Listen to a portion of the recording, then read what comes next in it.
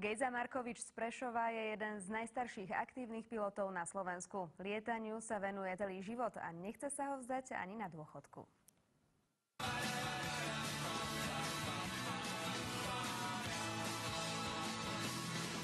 Gejza Markovič v lete oslávi 81.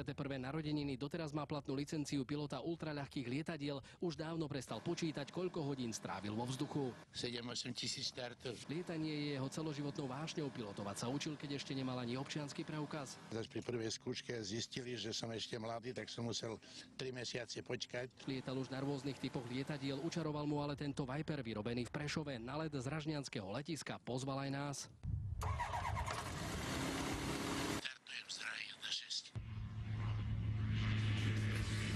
Teraz vidíme Savinov, tu je Drienica, tam je to lyžiarske stredisko, trošičku to hádže teraz. Musím priznať, že pred štartom isté obavy boli, no ako sami vidíte, pán Gejza sa istejšie cíti vo vzduchu než na zemi. Desiatky rokov sa zúčastňoval na rôznych leteckých súťažiach, dokonca i v akrobácii. Licencia mu síce končí v máji, no verí, že po lekárskej prehliadke mu ju ešte predĺžia. Viacerí ľudia hovoria, že by som mal prestať, ale bohužiaľ ma to drží celý život. Pán Gejza dokonca aj zo svojho syna a vnuka vychoval letcov. Pilotujú teraz veľké dopravné lietadlá. Sám vraj bude lietať dovtedy, kým mu budú sily stačiť a lekári s tým súhlasiť. Keď ma už neuznajú, no tak prakticky mi papiere skončia.